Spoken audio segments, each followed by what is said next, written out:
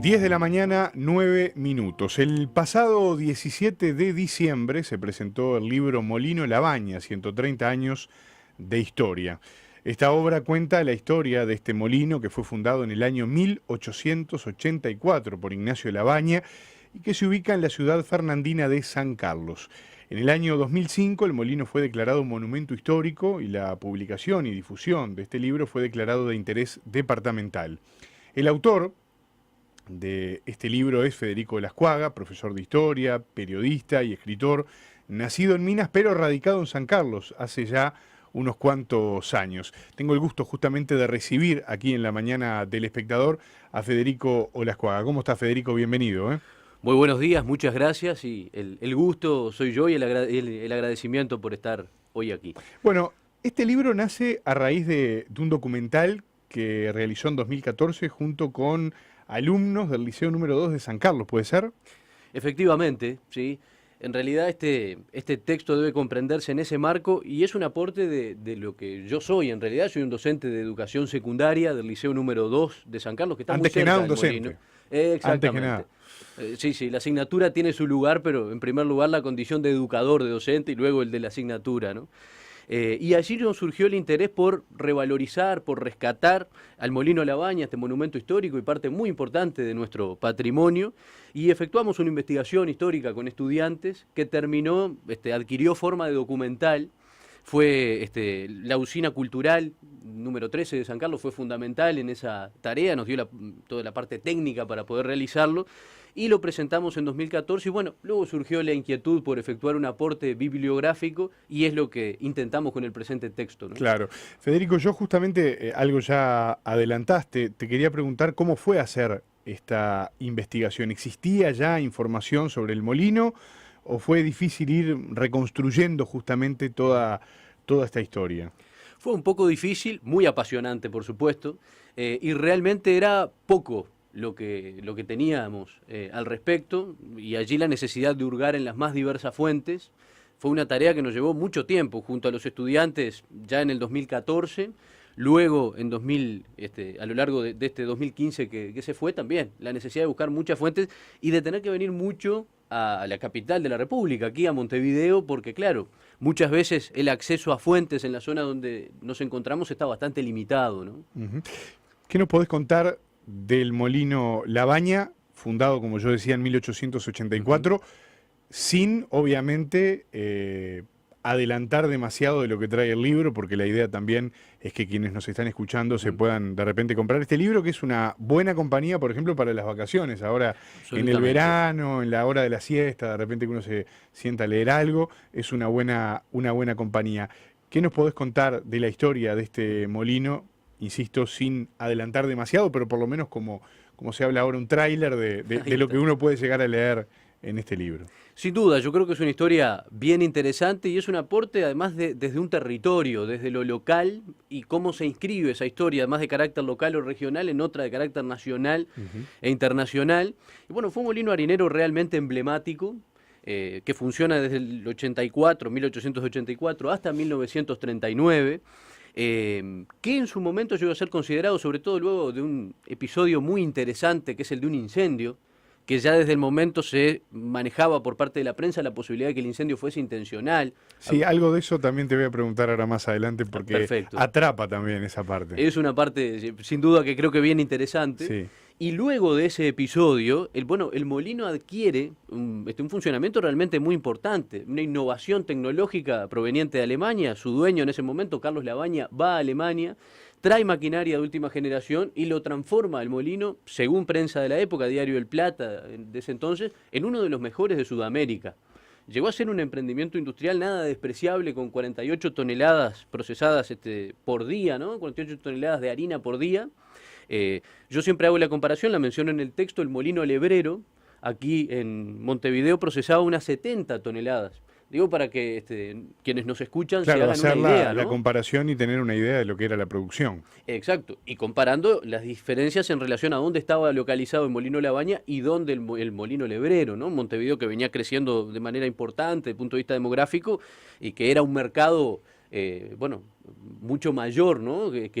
que que sin duda era, en este caso, San Carlos. Si bien San Carlos, ahí viene la otra parte, porque uno se pregunta cómo una población que a principios del siglo XX tenía 5.000 habitantes, tenía un molino que procesaba tanto, ¿no? Y la explicación viene por el hecho de que se exportaba al sur de Brasil y a Montevideo también, ¿no? Ese es otro aspecto interesante, ¿no? Federico, ¿quién fue o cómo podrías definir, en pocas palabras de repente, a Ignacio Labaña? Es un ejemplo magnífico, en pocas palabras, de un inmigrante forzado, tantas historias hay en nuestro país, que llega con muy poco y termina efectuando una obra magnífica en un territorio que, bueno, fue bastante adverso en los comienzos, ¿no? ¿Cuánto de excusa hay, si se quiere, en la historia de este molino que es, en definitiva, el centro del libro, para contar también la historia de San Carlos? Ujú. Sí, sin duda. Porque me imagino que hay algo de trampa ahí también, ¿no? Ujú. Absolutamente. Es que yo, desde el momento que me planteé la realización del texto, surgió ese tema. Yo en realidad no puedo estudiar el Molino Labaña aislado, lo trabajamos mucho eso en clase con los estudiantes, necesito entender el escenario en donde transcurren estos acontecimientos. Entonces ahí surge la necesidad de la historia local, que generalmente nuestros cursos de historia apuntan a una historia más de carácter nacional, universal, que es muy importante, pero muchas veces dejamos de lado lo local. Y esta parte de los relatos patrimoniales y de nuestro patrimonio rural, que es otra parte también muchas veces olvidada, ¿no? Y bueno, es una excusa, sin duda, y es una realidad. Yo no puedo entender al molino sin ir a esa historia local, sin hurgar en el pasado de San Carlos, de Maldonado, de la región, y también lo otro, cómo se vincula esa historia local con acontecimientos de carácter nacional, regional, internacional, y eso pretende el libro, es un juego va y viene Un ida y en vuelta. esos escenarios, exactamente. Claro. Me voy a permitir, Federico, leer un fragmento simplemente del libro hablando de Ignacio Labaña. Se pregunta, ¿de dónde surgía ese fuerte compromiso con el mejoramiento moral y material de San Carlos? ¿Cuáles eran los ideales y valores que animaban sus acciones? Tal vez la condición de masón de Ignacio Labaña sea la respuesta. Yo, hace segundos, minutos, te consultaba brevemente, te pedía una definición de Ignacio Labaña.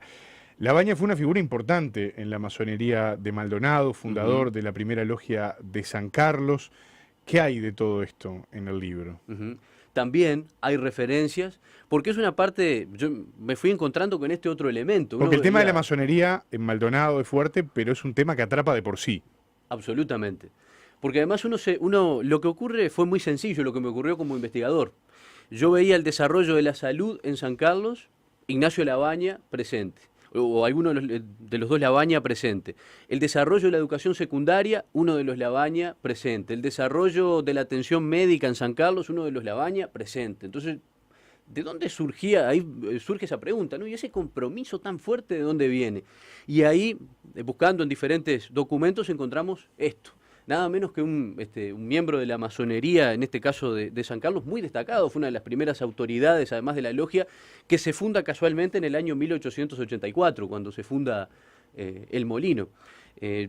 Por lo menos hasta donde yo he logrado llegar, es indudable que esa pertenencia a la masonería, que yo además hago un pequeño trabajo allí de investigación en relación a la masonería, qué es, cuándo surge, qué pretende, como una escuela de perfeccionamiento humano, que es una de las definiciones de Ferrer Benimeli, seguramente Labaña, en su participación dentro de esa logia masónica, adquirió una serie de conocimientos y demás que luego los volcó de alguna manera comprometiéndose con la sociedad de su tiempo, porque bien podría haber sido un empresario próspero dedicado a sus negocios y punto, ¿no? Sin embargo, lo vemos sumamente involucrado con todos estos elementos. Me gustaría detenerme por lo menos brevemente en algunos momentos importantes que me llamaron la atención del libro, mojones también, si se quiere, algo de lo que ya hemos dado algunas pinceladas en estos minutos de conversación. En su comienzo fue muy importante para la industria debido a que incrementó las plantaciones de trigo y el molino trabajaba más constantemente. El 8 de abril de 1928, el molino sufrió un incendio casi total, como tú mismo decías, que repercutió no solamente en la industria, sino también en la sociedad de San Carlos de aquel momento. ¿Aún hay sospechas de que este incendio fue realmente intencional? Ahora sí, podés explayarte más sobre este episodio que es un mojón importante en esta historia.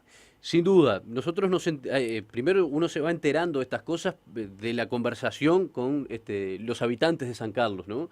Que siempre cuentan, siempre hablan del incendio del molino como un acontecimiento trágico y demás, y siempre se sugiere la idea de que, bueno, en realidad fue intencional. Esa es la parte de las diferentes memorias, ¿no?, existentes en la ciudad. Cuando uno va a hurgar en la prensa de la época, particularmente el semanario La Democracia de aquel entonces, uno se encuentra con que ya la prensa de la época manejaba como una posibilidad nada despreciable que el incendio fuese provocado, ¿verdad? Y cuyo objetivo evidentemente era detener a ese emprendimiento industrial que de alguna manera había logrado un desarrollo realmente bien significativo, no solo para sí como emprendimiento, sino para toda la zona en la que se encontraba inserto el molino. Y ahí viene otra parte de la historia muy interesante, que es la lucha con una multinacional que comienza a instalarse muy fuertemente en el Uruguay y que pretende ir sacando del medio, para decirlo en términos sencillos, a todos los molinos harineros. Yo básicamente así me basé mucho en uno de los textos del profesor José Pedro Barrán, porque ha hecho una investigación muy interesante de muchos temas, pero entre otros del tema agrícola y de los molinos en particular, y ahí yo llegué a encontrar y llego a mencionar que, por supuesto, a tantos años de ese episodio uno no puede ser categórico y decir sí, no, pero la sospecha permanece y hay elementos que uno analiza de la realidad de la industria harinera de esos años y, bueno, no sería nada improbable. Por lo pronto, esos grandes intereses seguramente se alegraron mucho con el incendio del molino. No sospechaban que don Carlos Labaña iba a recuperar ese molino en unos pocos meses, ¿no? Claro. Me vengo un poco más adelante en el tiempo, también lo mencionábamos en la introducción antes de empezar a conversar contigo. Federico, en 2005 fue declarado monumento histórico. ¿A qué responde esta declaración, esta distinción, que también es un elemento fundamental a nivel departamental? Absolutamente. En realidad es una distinción que fue posible por la Comisión de los Barrios Labaña y Abásolo. La sociedad civil organizada en San Carlos siempre ha tenido una fuerza muy grande y ha sido algo que la ha destacado, que fue la que comenzó a batallar muy fuertemente para que el molino fuera declarado Monumento Histórico Nacional. Lo consiguió porque además hizo una presentación en la Junta Departamental de Maldonado, que luego permite esta declaración a principios, en enero del año 2005, que permite esta declaración de monumento histórico. Pese a la declaración de monumento histórico, eso es un tema muy interesante en el Uruguay, se declara monumento histórico, por ejemplo, un molino, y luego no hay recursos ni absolutamente nada como para mantener la estructura, ¿no? Te iba a preguntar, se habla justamente de una situación crítica, de un deterioro importante que hace peligrar la estructura del molino, más allá de esta declaración. Ahí está como la contradicción también, ¿no? Por un lado la distinción y por otro lado, bueno, queda ahí. ¿Y qué pasa ahora? Absolutamente. Bueno, esa pregunta, ¿qué pasa ahora?, es la pregunta que nosotros formulamos. Nosotros hemos intentado con el documental y con el libro darle visibilidad. Para ver una cosa hay que comprenderla, ¿no? Entonces nosotros tratamos de darle visibilidad con un aporte de carácter académico y demás a un monumento histórico nacional que, como menciono en el texto, sigue esperando y aguardando por decisiones, porque realmente esta estructura con tanta historia y parte fundamental de nuestro patrimonio departamental, pero nacional también, corre el riesgo de que se nos caiga. Claro, el tema es que eso tiene un límite, ¿no? Porque se viene abajo y ahí ya no hay forma de recuperarlo. Exactamente. Y el objetivo que el libro se traza también es, bueno, darle visibilidad para recuperarlo. En realidad el molino es de la Intendencia. ¿Cuándo dejó de funcionar como molino? Como molino en el 39. Y luego funcionaron muchos emprendimientos industriales, hasta que finalmente fue en el año 98 que la Intendencia, la Junta habilita a la Intendencia a poder expropiar el terreno donde se encuentra el molino y el molino, o sea, es municipal. ¿Y la actividad actual cuál es en el molino? Y la verdad es que no. Nula. No, lamentablemente no. Está ahí esperando. Exactamente. Que es lo que, bueno, nosotros de alguna manera batallamos por eso, por la recuperación, y que es una idea en realidad de la Comisión del Barrio que nosotros tomamos, y es transformarlo en un centro social, cultural. Las instalaciones son muy grandes y realmente permitiría Es lo que te iba a consultar, Federico. ¿Qué tipo de actividades permitiría un centro cultural allí? Porque estamos hablando de un edificio, inclusive hace minutos nada más veíamos en las imágenes de Espectador TV la tapa justamente del libro Molino Labaña, 130 años de historia, y allí se ve un edificio grande, ¿no? Que permitiría, me imagino, algo ya comentabas tú, albergar distintas actividades. Exacto. Perfectamente podría haber allí un lugar para... Ahí lo tenemos en imágenes. La exposición de los más diversos, de las más diversas manifestaciones artísticas. La Comisión del Barrio plantea la realización de talleres y donde la gente del barrio tenga la posibilidad de ir allí y recibir instrucción en diferentes talleres, cursos y demás. Para las instituciones educativas que estamos allí, hay escuelas, hay liceos. Podríamos hacer uso también de esas instalaciones, sería otro hecho interesante. Yo planteo como idea el hecho de crear un museo, por ejemplo, agropecuario. Yo hablo del tema del patrimonio rural como un elemento muy importante. Detrás del molino está la actividad agrícola, está la actividad industrial, que son cosas que generalmente desde una mirada urbana muchas veces dejamos de lado.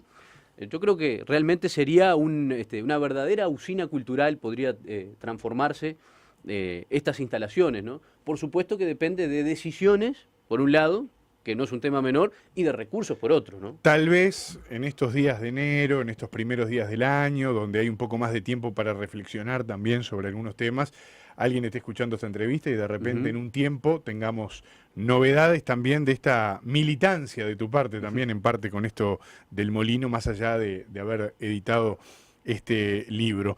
Molino Labaña, 130 años de historia, de Federico Lascuaga, de Editorial Fin de Siglo, con el cual hemos estado conversando. Gracias por la visita, Federico, por estos minutos aquí en la mañana del Espectador. Mucha suerte con el libro y con esta actividad social también que está detrás de esta estructura, por lo menos que se mantiene todavía en pie, del Molino Labaña. Gracias por haber venido. No, el agradecido soy yo, y muy básicamente decir, porque tengo que mencionarlo, que el libro es auspiciado por la Dirección de Cultura de la Intendencia Departamental de Maldonado, que es la que hace posible esto. Y que Fin de Siglo lo haya editado, es un lujo que uno tiene la suerte de haberse dado. Federico Lascuaga, gracias. Gracias a ustedes.